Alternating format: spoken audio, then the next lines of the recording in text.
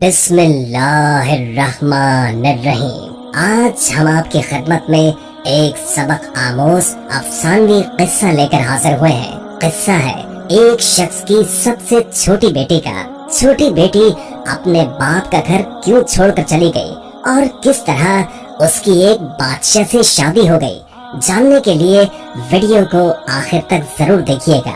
एक दफा का जिक्र है कि एक सौदागर था जिसकी 3 बेटियां थी।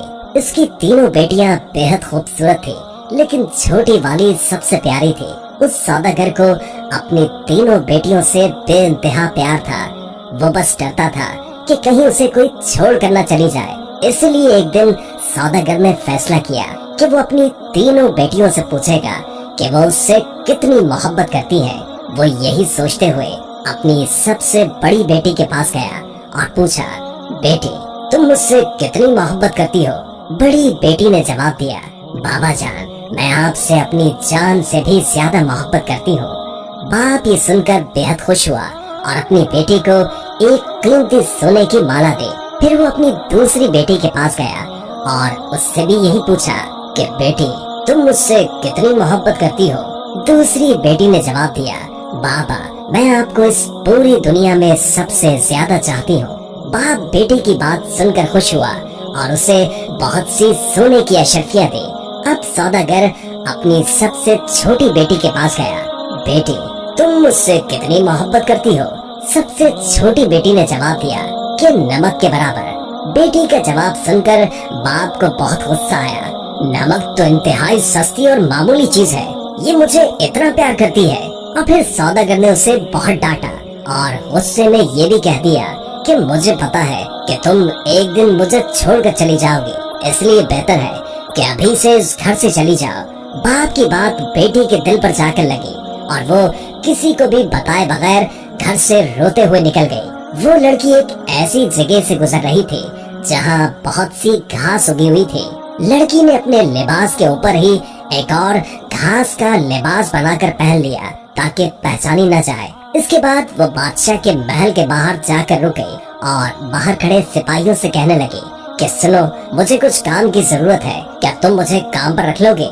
मुझे सब काम आता है। नहीं बीबी, हम ऐसे किसी को काम पर नहीं रख लेते, जाओ यहाँ से। लड़की उदास हुई लेकिन फिर से इसरार करने लगी, देखो मुझे काम की बहुत जरूरत है, मेरे लायक कोई तो काम होगा महल में। इससे पहले कि सिपाही इनकार करता, एक बावर्ची उनके पास आकर खड़ा हो गया। उसने शायद लड़की की बात सुन ली थी। उसे लड़की पर बहुत तरस आया, इसलिए उसने लड़की को अपने साथ रख लिया। बावर्ची ने उसे सारे काम समझाए और उसे उसके सोने की जगह भी दिखा दी जहाँ और भी औरतें थी। किसी को उस लड़की का नाम तो नहीं मालूम था, तो उसका घास वाला लिबास देखकर सबने उसका नाम घसियारी रख दिया। अगले दिन महल में हलचल मची कि बादशाह एक बहुत बड़ी तकरीब का इनेकाद कर रहे हैं, उसमें हर कोई शरीक हो सकता है। तमाम मुलाजिम औरतें अपने आप को संवारने में लग गई। जब तकरीब का दिन आया तो घसियारी ने जाने से इनकार कर दिया और कहा कि उसकी तबीयत ठीक नहीं है, और फिर सब उसे आराम का कहकर चले गए। कुछ ही देर के बाद घसियारी उठी, अपना घास वाला लिबास उतारा और एक खूबसूरत सी पोशाक पहन ली जो वो अपने साथ लाई थी, और फिर उस तकरीब में चली गई। वो इतनी खूबसूरत लग रही थी कि वहाँ तमाम हाज़रीन की नजरें उस पर उठ रही थी। हर कोई ताज्जुब में था कि इतनी हसीन लड़की कौन है। वहाँ बादशाह का बेटा भी मौजूद था। उसने जब इस हसीन लड़की को देखा तो देखता ही रह गया, और फिर शहजादे ने पूरी तकरीब बस घसियारी के साथ बातों में गुजार दी। शहजादे ने किसी और की तरफ आँख उठाकर भी न देखा। फिर घसियारी किसी की भी नजरों में आए बगैर वापस महल में आ गई। अगले दिन औरतों ने कहा कि तुम्हें वहाँ होना चाहिए था। कल बादशाह का बेटा एक हसीना पर लट्टू हो गया और सारा वक्त उसी के साथ रहा। घसियारी बज़ाहिर उदासी हुई, हाँ काश मैं भी जा सकती। कुछ दिनों के बाद बादशाह ने फिर से एक तकरीब रखी।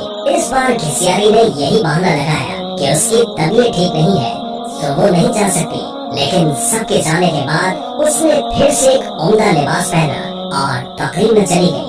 शहजादा उसे देखकर बहुत खुश हुआ और एक कीमती अंगूठी उसे तोहफे में दे दी। फिर तकरीब खत्म होने से पहले ही वो वापस महल में आ गई। दूसरी तरफ बादशाह का बेटा सौदागर की इस छोटी सी बेटी पर फिदा होकर रह गया था।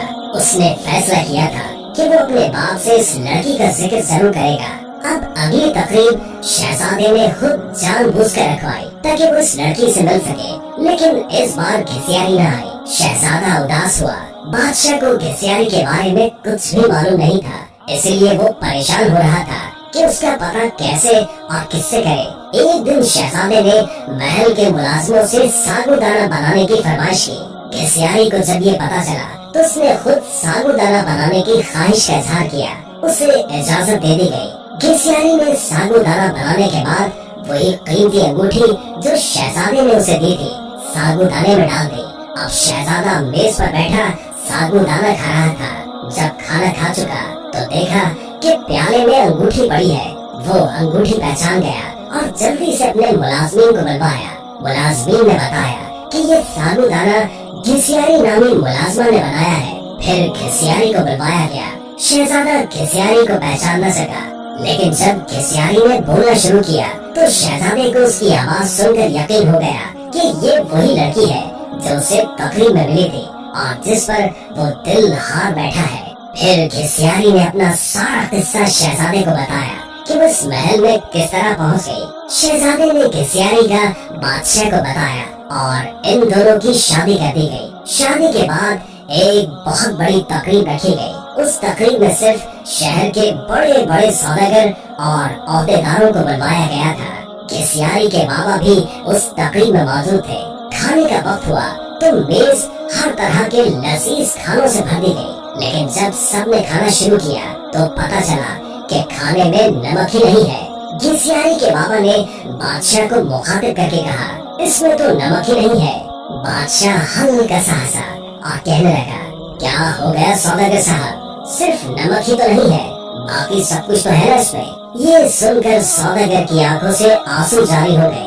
बादशाह ने उसे ताजुब से देखा और पूछा कि जनाब आप रोने क्यों लग गए। सौदागर ने कहा, आज मैं अपनी बेटी की बात समझ गया हूँ। खाने में नमक न हो तो चीज बदजायका हो जाती है, चाहे उस खाने में और कितने ही कीमती मसाला जात पड़े हो, लेकिन नमक के बगैर खाना कुछ भी नहीं। फिर सौदागर ने अपना किस्सा बादशाह को सुनाया और कहा कि मेरी बेटी मुझसे नाराज होकर चली गई है। मैंने उसे बहुत ढूंढा लेकिन वो नहीं मिली। मैं उसकी तरफ से बहुत परेशान रहता हूँ। सौदागर ने बादशाह को अपनी बेटी का हुलिया बताया तो बादशाह ने घिसियारी को बुलवाया और अपनी बेटी को सही सलामत देखकर बाप की खुशी का ठिकाना ही न था। सौदागर ने बेटी को गले लगाया और उससे माफिया मांगता रहा। दोस्तों, वीडियो अच्छी लगी हो तो लाइक करके शेयर कर दे और कोई अच्छा से कमेंट कर दे। अल्लाह ताला हम सबको अपने हिफ्ज़ व अमान में रखे। जज़ाकल्लाह।